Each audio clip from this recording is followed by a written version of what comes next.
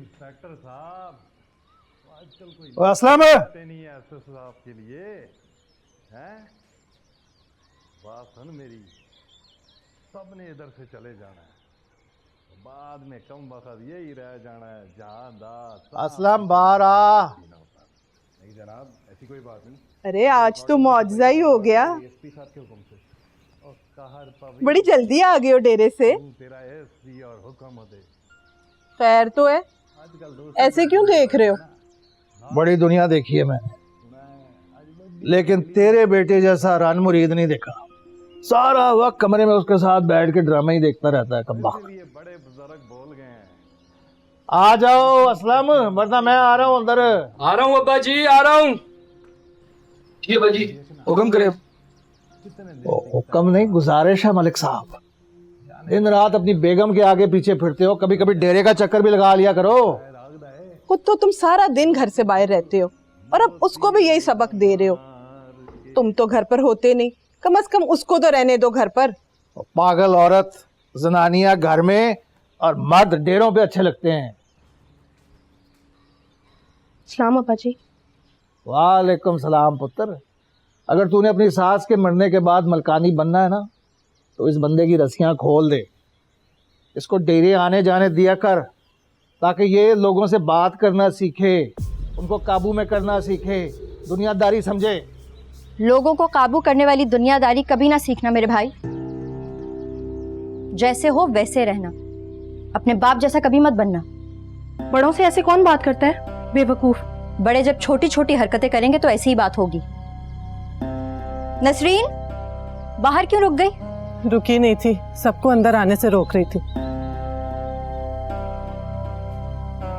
खैर तो है, मेरी तो कुछ समझ में नहीं आ रहा। आपको आपके घर वाले का गिला देने आई थी मलकानी जी। मेरा गिला देने आई? मेरा? पागल तो नहीं हुई? नशा करके आई है क्या? बकवास कर रही है। मुझे तुम्हें कोई जवाब नहीं देना है, मैं मलकानी जी से बात करने आई हूँ। आप बताओ मलकानी जी, मैं कैसी बंदी हूँ? तुम क्या पूछ रही हो? मुझे तो कुछ समझ में नहीं आ रहा। यही कि मैं कैसी बंदी हूँ? लुच्ची हूँ, लफंगी हूँ, ज़बान और किरदार की हल्की हूँ, बदकिरदार हूँ। तौबा करो नसरीन, मेरा अल्लाह गवाह है, मैंने तो आज तक तुम में एक ऐब नहीं देखा। ना तुम किरदार की हल्की हो, ना ज़बान की। तो फिर तुम्हारा घर वाला क्यों कह रहा है कि मेरा किसी दूसरे मर्द से ताल्लुक है? मैं नहीं कह रहा, तेरा घर वाला कह रहा। लानती औरत। उसकी बात पर तो गली का कुत्ता नहीं यकीन करता, तो फिर तुमने कैसे यकीन कर लिया मलिक नादिर? सुभान अल्लाह। बीवी को तलाक देने के बाद उसके खिलाफ गवाही देने वाले की औकात तो देख लेते। अरे उसको तो मैंने खुद कई दफा देखा है गांव की शरीफ औरतों के पीछे भागते, सीटियां मारते। उसका तो तुमसे अब कोई लेना देना नहीं, तो फिर अब वो क्यों ऐसी बातें कर रहा है? ये तो आप मलक नादिर से पूछो। जाती है यहाँ से, दफा हो जाए इधर से। और क्यों मेरे ब्लड का प्रेशर हाई कर रही है? अब डॉक्टर ने मुझे कहा कि मुझे टेंशन नहीं लेनी चाहिए, कहीं वो दिमाग की शरियान ना फट जाए और वो हो जाए, क्या कहते हैं उसको, ब्रेन हेमरेज। वो। आपको अपने ब्लड प्रेशर की पड़ी है? नसरीन पर जो पर्चा वापस लेने का प्रेशर डाला है आपने, पहले उस पर तो बात कर लें चाची के सामने। सब कुछ तेरी वजह से हो रहा है बेहया लड़की। चाची सिर्फ नसरीन पर नहीं, मुझ पर भी ऐसी बातें की हैं इन्होंने।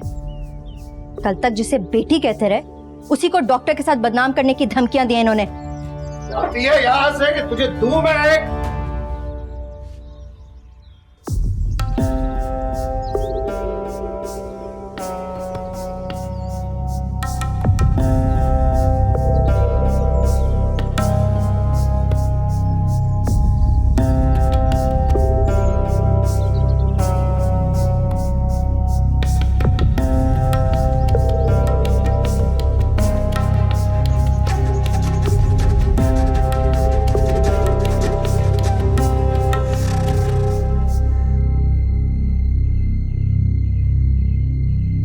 सब क्या लेने आई हो यहाँ? अब क्या चाहिए? अब तुमसे कुछ नहीं चाहिए। हमने तुम्हें अपना माना और तुमने हमारी लाज नहीं रखी मलक नादिर। अब हम सब नसरीन के साथ हैं। मीनू ने हम सबको तुम्हारी साजिश का बता दिया। अब हम अपने बच्चों को किसी के घरों में काम के लिए नहीं रखवाएंगे।